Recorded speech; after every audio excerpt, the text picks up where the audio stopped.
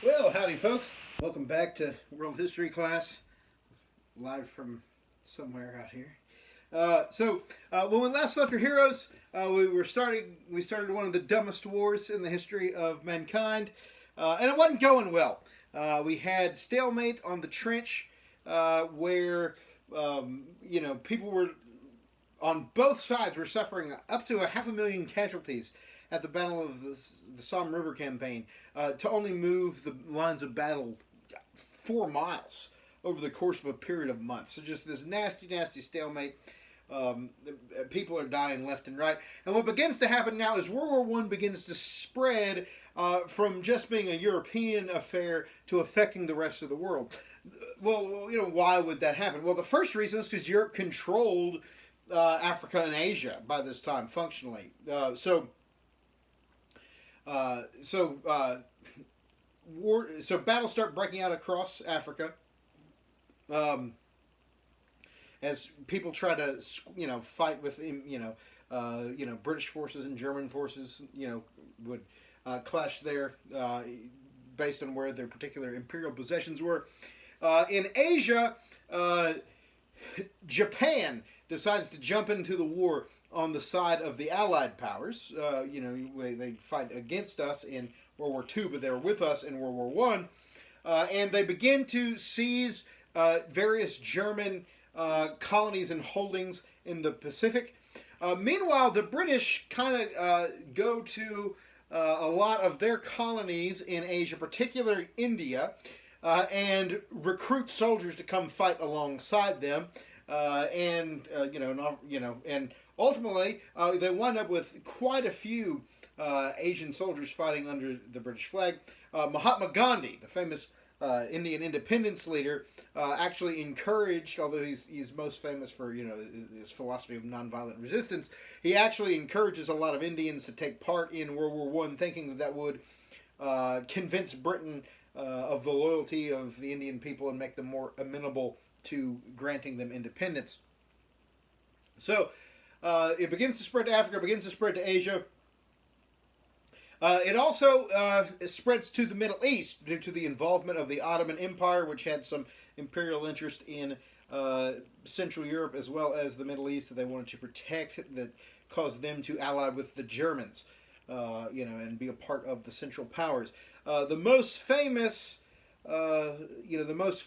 campaign in the Middle East was what they called the Gallipoli campaign, which was an attempted Allied invasion of Ottoman territory, and it's actually a resounding Turkish victory. The Gallipoli campaign is a victory for the Central Powers and for the Ottoman Turks, and in particular, winds up being important because one of the generals responsible for the Turkish victory at Gallipoli is a guy by the name of Mustafa Kemal, who's later going to become known as Kemal Ataturk, and he's going to become the president of the new nation of Turkey that emerges out of the dissolution of the Ottoman Empire. He kind of makes his name at Gallipoli. Winston Churchill, who winds up becoming, if my memory serves, don't quote me on this, but if my memory serves, I believe that Winston Churchill may have served in the Gallipoli campaign, of course unsuccessfully. So that was a famous engagement. Another famous engagement that happens in the Middle East, I don't even think your book mentioned this, but I'm surprised, this was actually a pretty important moment, was the guerrilla war the guerrilla war that was waged by a largely Arab group that was led by an Englishman by the name of T.E. Lawrence. The famous early Hollywood movie Lawrence of Arabia was made about him as an adaptation of his autobiography, The Seven Pillars of Wisdom. And T.E. Lawrence is a British commander who winds up giving incentive to a lot of Arabs to launch a sustained guerrilla attack against Turkish rule. There were some tensions between the Turks and Arabs that went back long periods of time. And he actually encouraged a lot of people around what's now the Holy Land that the British government would support Arab independence in the event of their cooperation with the British in World War One. This is going to prove important to the future Middle Eastern conflict because Britain is going to be simultaneously offering that land as an independent Arab land and as an independent Jewish homeland pretty much without the left hand knowing what the right hand is doing, just about simultaneously. Britain's issuing what they call the Balfour Declaration, which sets up the beginning of the Israeli return to Israel. So anyway, so that's an important deal going on in the Middle East. Now, of course, the war then begins to spread to the Western Hemisphere and bringing the United States into the conflict. A couple South American countries actually got involved as well. The Canadians were fighting alongside the British from the jump because of Canada's ties to England. But America tried to maintain their distance. America has, up until this time, America had been a relatively isolationist nation. At least as it pertained to European affairs. They meddle in the Western Hemisphere a lot. They meddle with Latin America quite a bit, but they didn't like to mess around with European affairs. I mean, we fought wars like the War of 1812 that were about us trying and failing to stay out of European conflicts. But eventually, America is going to get drawn into this one, and there's a handful of reasons why. One reason why was the long-held American foreign policy goal of freedom of the seas begins to come under attack by the German policy of what they called unrestricted submarine warfare. So we mentioned in the last video that Germany had invented the U-boat, which was a primitive submarine. And they began to use this as a way to try to harass British shipping. One thing we'll talk about in a minute is World War I is really the beginning of the era of what they call total war, where the war was less contained to the battlefield than it used to be. And you had entire civilian populations being drug into this at various levels. And there's a lot of attempts at kind of disrupting trade that becomes a priority for the Germans. So they're sinking every British ship that they can. It just so happens that one time they sink a ship by the name of the Lusitania, which was a British luxury ship that had a number of American passengers on board. They suspected it of containing a munitions shipment to aid the British Army. Whether that's the case or not is a little, people dispute that. Ultimately, the Americans are ticked because Americans die. The Germans shoot a vessel that was a civilian vessel, and it leads to the death of American soldiers, and America doesn't like it. Then, there's another incident at sea with a ship called the Sussex, which leads Woodrow Wilson to issue, who was the American president at the time, to issue what was called the Sussex Pledge, which basically said Germany has to give up this policy of unrestricted submarine warfare, or America is going to get involved, because it's always been a high foreign policy priority for America for people to be able to use the waterways freely and for our trade not to be disrupted by other people's wars or what have you. Ultimately, the Sussex Pledge kind of guarantees that we're going to get drawn into the conflict, or because Germany backs off for a very brief period of time and then goes right back into sinking everything that moves. The real final straw that brought America into the war is what they know as the Zimmerman Telegram. So at the time, the United States had a pretty tense relationship with Mexico. In fact, the commander of the American forces in World War I is going to be a fellow named John J. Blackjack Pershing. He is going to be, he actually was pulled away from tracing the Mexican revolutionary Pancho Villa through Mexico to go command the American forces in World War I. So, we've kind of been on the verge of war with Mexico for like a little while going into World War I. And the Germans kind of saw that American entry into the war was possible. We had started talking about, Wilson had used the rhetoric of being neutral both in thought and deed, but increasingly we had, it had moved into kind of a pro-Allied neutrality. There was, we wanted the British to win because we had some ties to the British culturally, and Britain and France were more democratic governments than Germany, which was a, monarchy, kind of the old regime, kind of like what Americans were inclined not to like. But anyway, we were increasingly drifting into the Allied camp, and Germany saw it was possible we could get involved. So they, as a preventative measure, sent a telegram to Mexico. And it was called the Zimmerman Telegram because it was a German ambassador by the name of Zimmerman that delivered the note. And it suggested to the Mexicans that if America got into the war and Mexico would respond by getting in the war on the side of the Germans, that if the Central Powers won, Mexico would be given back some of the lands that they lost in the Mexican-American War, parts of the states of New Mexico, Arizona. I don't know if parts of California and Texas would have been included in that offer or not. But some of the land that they lost to the United States in the mid-1800s, they would get back under the terms of the German agreement. Well, this ticked America off really bad. Even though it was a hypothetical, because it gets exposed. Obviously, the intention had been to keep this secret, but British intelligence caught it, revealed it to the American government and the American press, and so the word spreads out. It's in the headlines that the Germans are trying to, bring Mexico into the war against us, and that was kind of the last straw. Within a short period of time after that, ultimately Wilson asked Congress for a declaration of war, and America gets involved. And in America, as well as in other parts of the world, it's funny. It's funny because, you guys, I think you're in 10th grade, so you're what, like 15, 16, something? You've literally never known a time where America was at peace, right? The Afghan War started before most of you were born.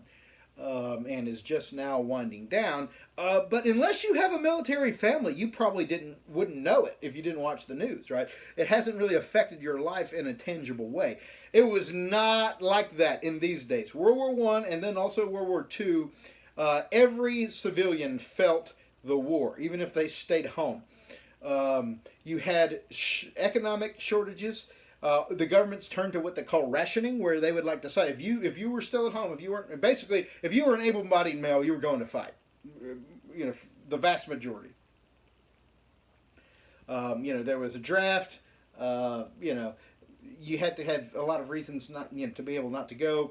An awful lot of able-bodied men were going to go fight. But if you stayed behind, there was a lot of things you had to deal with in the short term.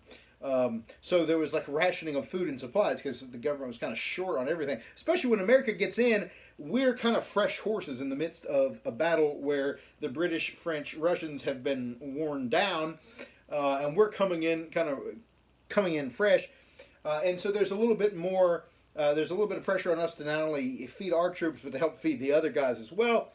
So the government wants to save a lot of food and stuff for the front. So we would have things like meatless Mondays or wheatless Wednesdays, where like certain items are not available for sale on certain days in order to keep the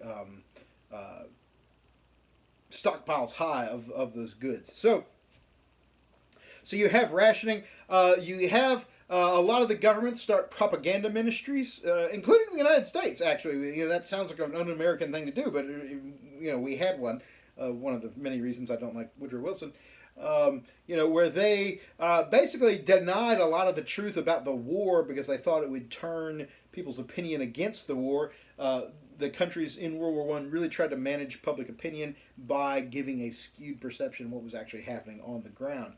And in fact, in America, Woodrow Wilson, who was one of the most dictatorial-leaning or authoritarian-leaning presidents we ever had, he signs a bill that basically called the Espionage and Sedition Act. It was, in general, it was kind of aimed at like dealing with preventing saboteurs and stuff like that. But it actually basically made it illegal to criticize the government or the war effort. And there's a famous case in the Supreme Court. Have any of you ever heard? I'm asking like you can raise your hands and I can see a show of hands. I don't know. You're watching this and, in your sweatpants, chowing down on something, screaming at your little brother, so you can't raise your hand and me see you. But you may have heard at some point the phrase where you can't. People would talk about like limiting free speech rights and say, well, you can't just shout fire in a crowded theater. Right?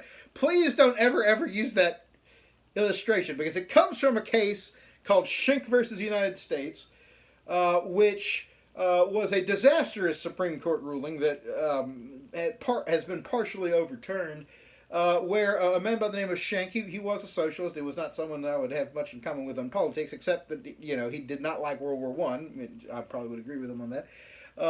And he was trying to discourage enlistment in the army, and the government actually arrested him, said it's illegal to criticize the war effort in a time of war because it was a national security risk to turn people's opinion against the war.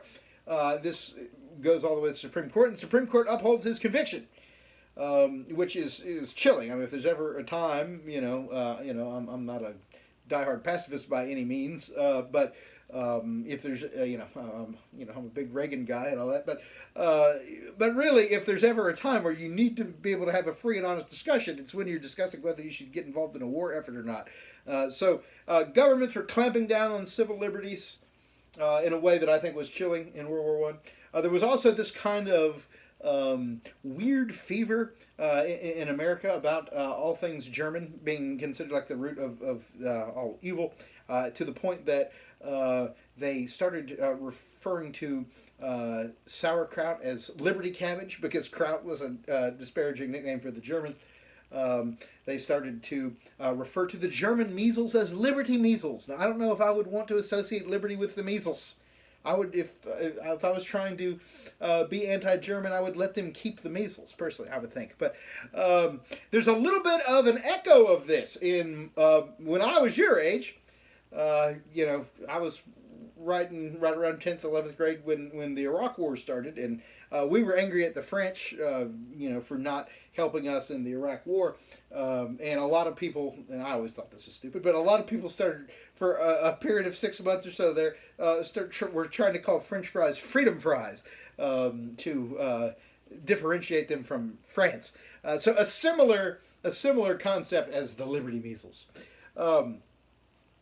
So ultimately, war effort affects the home front pretty dramatically, even in America, but not as much in America as it did over in Europe. Over in Europe, the land is being physically devastated. It takes a long time to recover from the damage that was done in World War I. The Allies do take a blow in 1917 when the Russian Tsar is overthrown. And we're going to come back next week, and we'll have a video that's going to talk about the Russian Revolution at some length, because it's one of the most important events of the 20th century. But the short version of it is that the Tsar gets overthrown. For about 8 months, there's a short-lived republic under the leadership of a man named Alexander Kerensky, and then at the end of that period, around September of 1918, the Bolsheviks, a communistic faction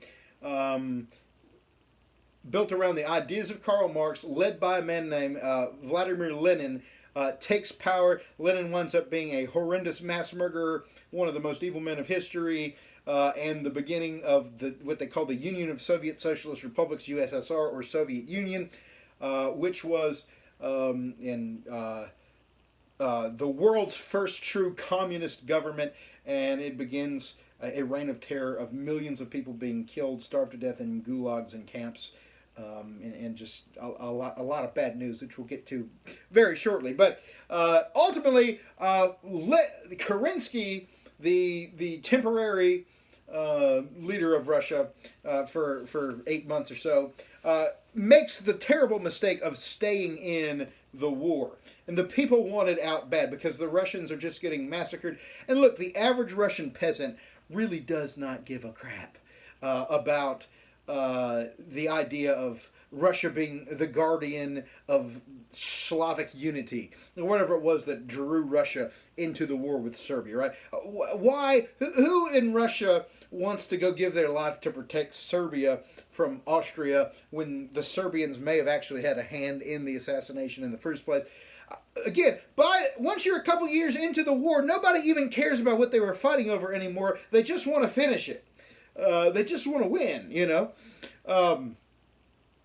So the people want out. Kerensky keeps throwing people to the wolves, you know, on the front against the Germans while he's trying to stabilize, you know, his revolution, and it's just a disaster because it's going to lead to popular support moving to the Bolshevik faction of Vladimir Lenin, and leading ultimately to the rise of the USSR.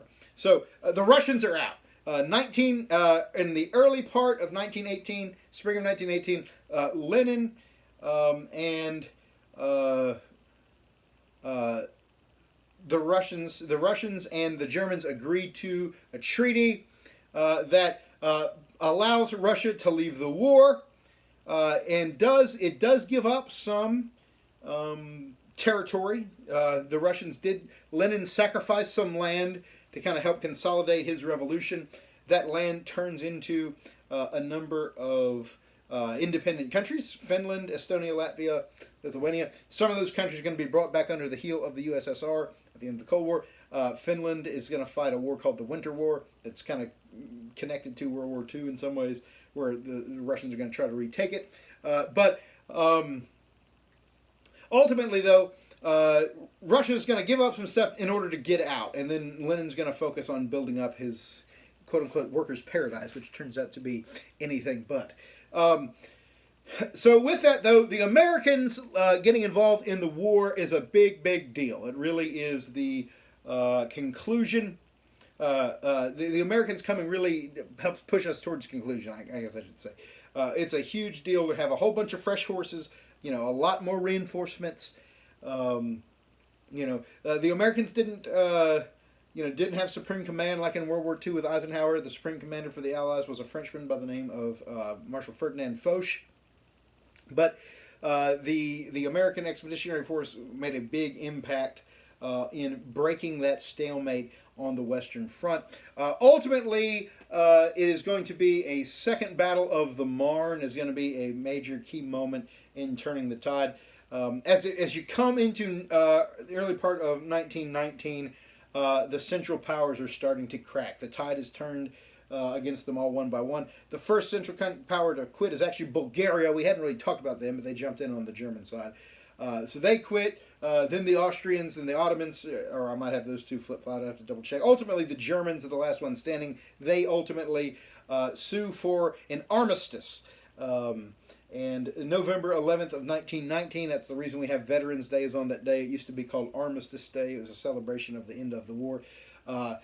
We agreed to an armistice, meaning everyone laid down their weapons. Now, they did not sign the final peace treaty right there on November 11th. That was to come, and that's going to be ultimately a really big problem, because that peace treaty they ultimately sign is going to be the thing that really leads to World War II in a lot of ways. So they sign a peace treaty known as the Treaty of Versailles. It was signed in a railroad car in Paris, and it is going to have some pretty strong kind of revenge motives behind how it's done. Woodrow Wilson, the American president, he had a plan for the post-war peace that he called the 14 points. It was 14 highly idealized thoughts he had about how to handle things. And some of them were really specific things about certain borders. But in general, it showed his support for an idea of national self-determination. He kind of liked these ethnic conclaves being able to gain independence and decide which empire they wanted to be a part of, or if they wanted to leave Austro-Hungary or not, you know.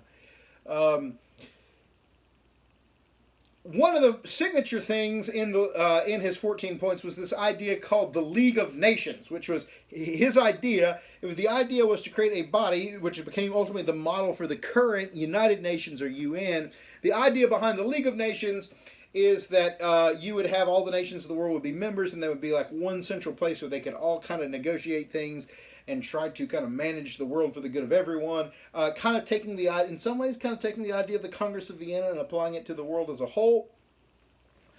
The League of Nations is going to make it into the Treaty of Versailles, but not much of the rest of it.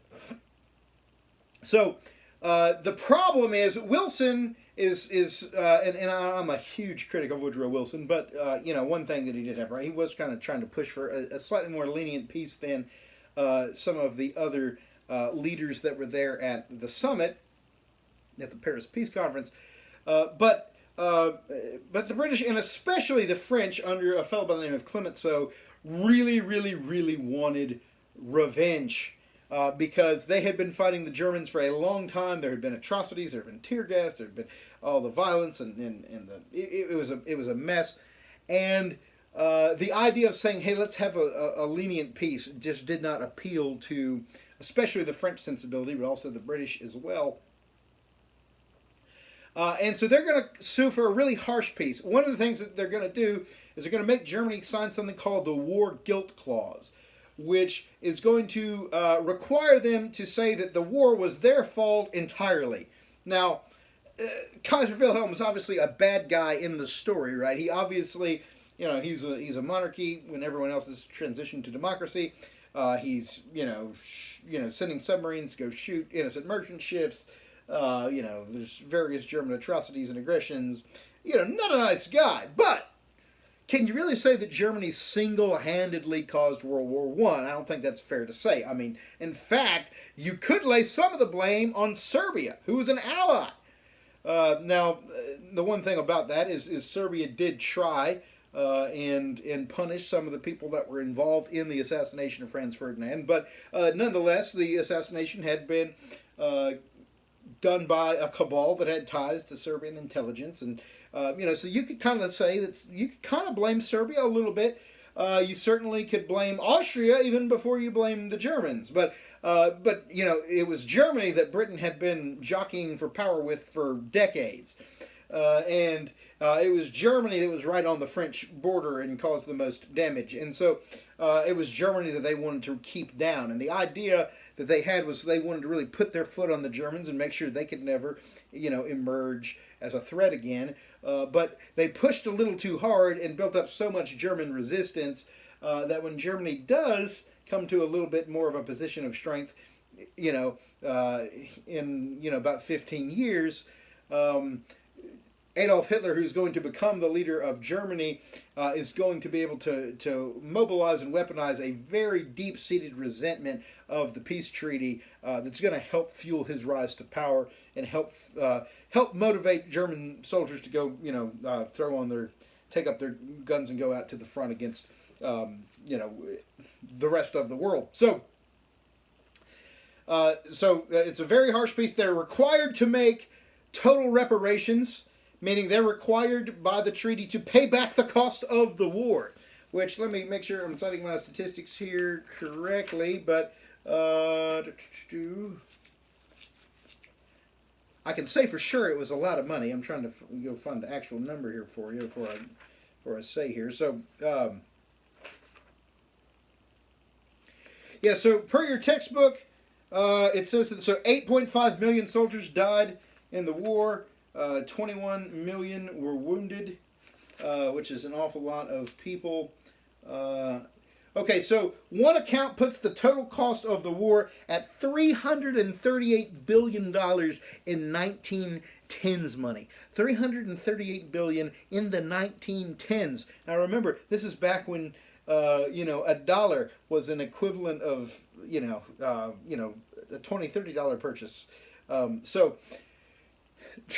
a tremendous amount of money. And Germany was required by treaty to pay for it all. We're going to see, when we talk about the worldwide Great Depression next week, that they literally just can't. So we'll get to how that all that goes. But ultimately, it's going to lead to the destruction of the German economy in a very deep way.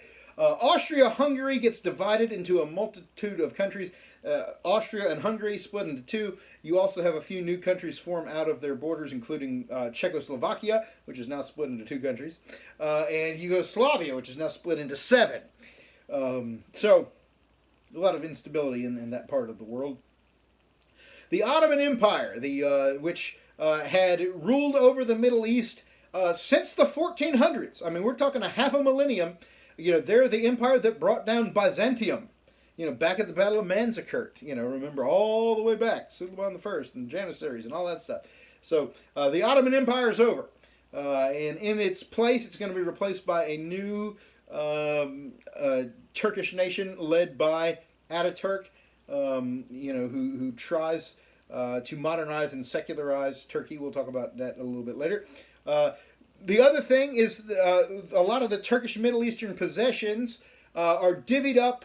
Some of them are given independence, like the new kingdom of Saudi Arabia and the new kingdom of Iraq. And others of them are given to European imperial powers on the Allied side as mandates. So Britain was given the so-called mandate of Palestine and Transjordan, and I believe, I'm trying to think if this is when Egypt became a monarchy for a little while or not. I can't remember off the top of my head. But and then the French were given Lebanon and Syria. Ultimately, that period in the mandate is the equivalent of basically it being a colonial possession. Ultimately, stuff that goes down during the British Mandate period is going to set the stage for the Israeli-Palestinian conflict. And relevant to America's recent adventure in the Iraq War is the fact that, the Kingdom of Iraq and some of these other Middle Eastern lands, these borders are really similar to what we talked about happening with colonialism in Africa.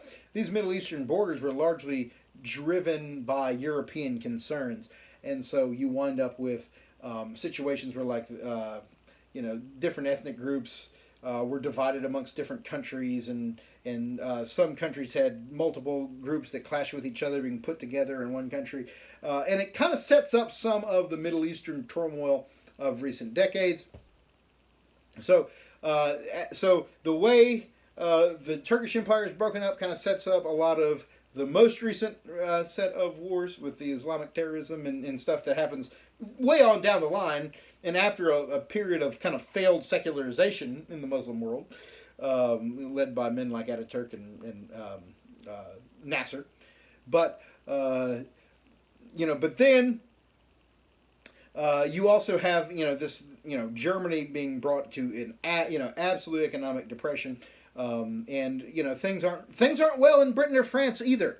The reason they want Germany to pay for the whole war is they don't know how they're going to pay for it, because they've lost a tremendous percentage of the working body of the able-bodied working men of Britain and France were just killed or are wounded or are shell-shocked. The fields hadn't been tended right for a couple years, so agriculture's messed up. There's bombs, were dropped everywhere. There's damage to the physical land.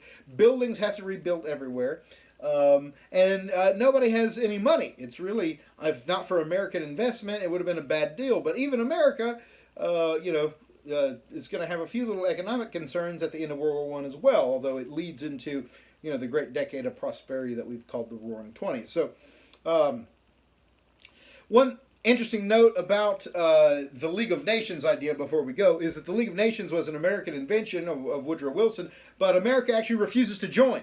There is a Republican senator by the name of Henry Cabot Lodge organizes an effort to actually vote against the peace treaty because they believe that the League of Nations would be an encroachment on American sovereignty and would take too much foreign policy decision-making power away from the Americans themselves.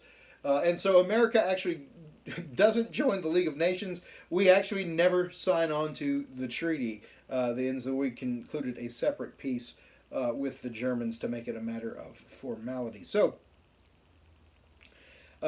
America is going to return to an isolationist stance to a certain extent during the 1920s and 30s. We don't want to get intimately involved in European affairs because we're kind of afraid of getting sucked back into another war. A lot of people think that was a mistake on America's part, that maybe if we'd have been a little more active and shown a little more interest in international affairs, maybe we could have done something to prevent people like Hitler and Mussolini from becoming the dangers they became. But then there are other people who dispute that as well. Obviously the American temperament had been to kind of mind our own business and just to make money and create things and do things that America's always done. But after World War II, we're going to be kind of shoved to where we kind of have to take a certain position of international leadership and prominence. We kind of had that opportunity at the end of World War One, and we kind of went the other way with it, for better or for worse. And that's something that people debate a lot depending on their kind of political persuasions and different things like that. So anyway, that's a little bit of a wrap on World War One. Sometime next week, I'll give you another batch of videos where we'll talk about the Russian Revolution, the Great Depression, the Indian independence movement. It's all kinds of cool stuff. So, but ultimately, it's going to start building toward the rise of fascism and World War II. So, you guys have yourselves a good day and happy quarantine.